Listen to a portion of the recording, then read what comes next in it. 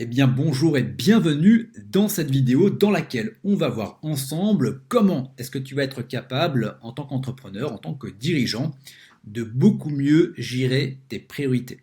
Et ça, on le verra notamment au travers d'un cas concret en rapport avec une intervention que j'avais fait au sein du village Baïséa, où il y avait à peu près une quinzaine d'entrepreneurs, quinzaine de dirigeants qui y ont participé. Donc déjà l'état des lieux. Peut-être qu'aujourd'hui tu les connais tes priorités ou peut-être que tu les connais pas. Donc si tu les connais pas, je t'invite quand même à prendre un moment pour toi pour savoir ce qu'il est important de mettre en place pour aller là où tu veux aller. Si tu les connais mais que tu n'y arrives pas à t'y tenir, généralement c'est que entre le planning que tu as fait et le réel planning qui va se passer, eh bien, il y a toujours une différence. En gros, il y a toujours quelque chose qui fait que tu n'arrives pas à respecter ce que tu as mis en place. Ça peut être du micromanagement, ça peut être également des aléas. Bref, il y a toujours quelque chose qui fait que à un moment, ben, c'est un petit peu comme un grain de sable dans le rouage. Et il y a même des jours, il y a même des journées, peut-être même des semaines, où tu as l'impression d'avoir fait beaucoup de choses, mais au même moment, tu arrives à la fin de la soirée, tu es épuisé et ton entreprise n'a pas avancé d'un iota.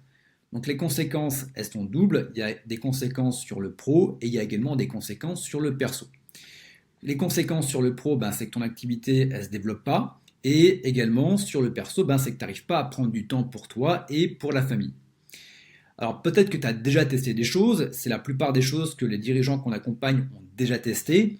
Donc soit ça marche, mais au même moment c'est en force, soit ça marche à un moment et chasser le naturel, ça revient en galop et ça tombe. Donc généralement, on va tester des méthodes d'organisation, des méthodes de management ou encore des méthodes de gestion du temps. Alors oui, ça marche, mais tu verras que s'il y a une problématique qui est, on va dire, ce qui se trouve ici, entre tes deux oreilles, tu auras beau mettre ça en place, ben, il y aura toujours un truc qui n'ira pas. Et c'est exactement le cas concret que je voulais te partager. Donc en gros, si jamais tu as tout testé et que ça ne marche pas, c'est que derrière, l'enjeu, il est ailleurs. Donc pour ça, je t'invite à prendre un temps pour toi et de faire la technique des X pourquoi. Et je vais te l'imager avec le cas concret par rapport à une dirigeante que j'ai accompagnée durant cette masterclass que j'ai fait au sein de l'incubateur du village. Donc en gros, cette dirigeante, elle avait du mal à gérer ses priorités. Donc je lui ai fait la technique des X pourquoi. Je fais OK, première des choses, OK, tu as du mal à gérer tes priorités.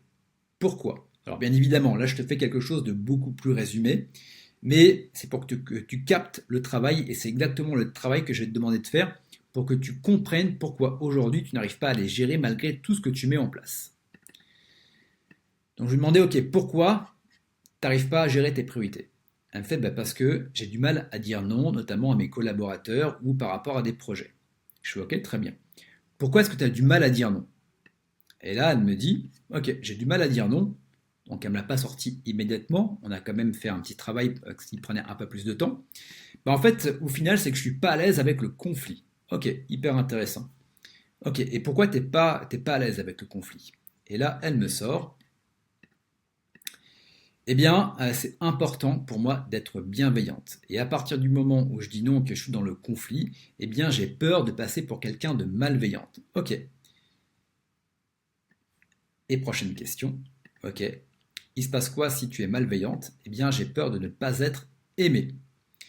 Et en gros, cette personne-là, elle se bloquait pour pas mal de choses, notamment du fait de développer son activité. Il y avait toujours un truc qui allait pas, simplement parce qu'elle avait du mal à dire non.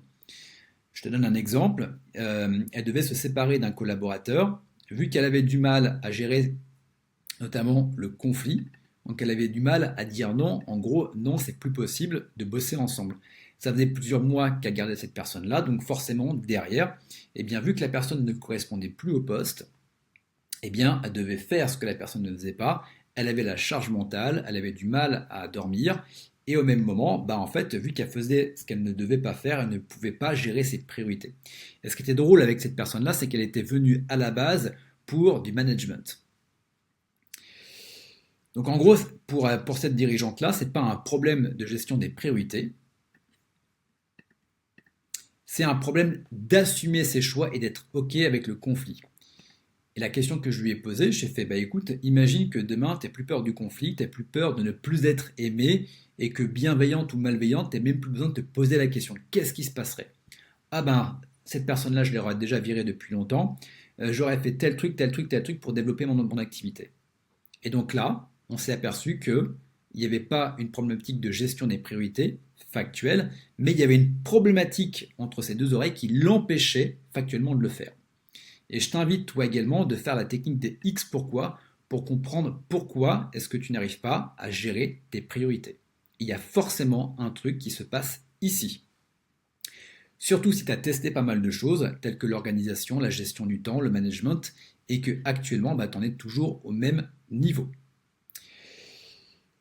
Donc voilà, donc tant que tu n'auras pas travaillé ça, bah tu vas toujours, ça coincera toujours forcément. Donc la question véritablement à te poser, tu prends un papier et un crayon, tu fais les X niveaux de pourquoi tu n'arrives pas à gérer tes priorités aujourd'hui.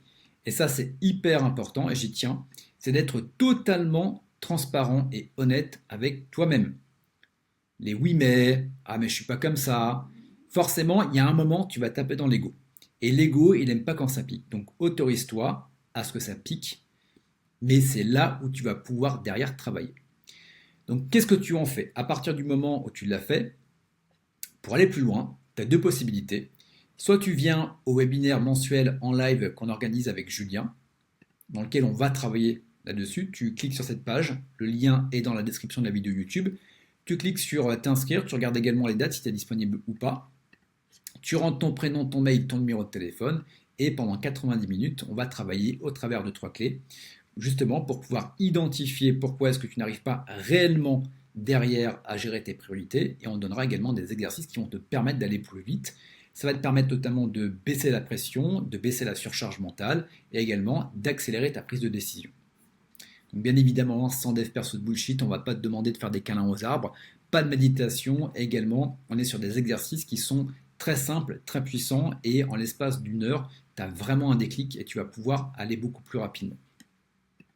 Ou alors tu veux un truc qui soit beaucoup plus personnalisé, sans pression, et donc là tu prends un call, tu as le lien dans la description de la vidéo YouTube, on se bloque 30 minutes, on identifie la cause de la cause, alors pas de ta pression, mais du fait que derrière, cause de la cause de pas arriver à gérer tes priorités. On va faire exactement le même exercice qu'on a fait avec la dirigeante, avec les différents niveaux de pourquoi. Et ensuite, eh bien, on va construire un plan d'action simple qui va te permettre justement, alors, pas pour la réduire, mais pour arriver justement à beaucoup mieux gérer tes priorités. Le tout, c'est sans engagement. Voilà, on part du principe que si on t'apporte de la valeur, peut-être qu'à un moment, tu voudras bosser avec nous et on est sûr qu'à un moment, parce que tu vas capter comment ça marche, tu vas avoir des premiers résultats, qu'à un moment ou un autre, eh bien, tu travailleras avec nous. Voilà pour cette vidéo, je te laisse avec ça. Si tu as des questions, n'hésite pas, tu as les commentaires pour pouvoir nous les poser, on y répondra avec grand plaisir. Et quant à moi, je te retrouve très bientôt pour une prochaine vidéo.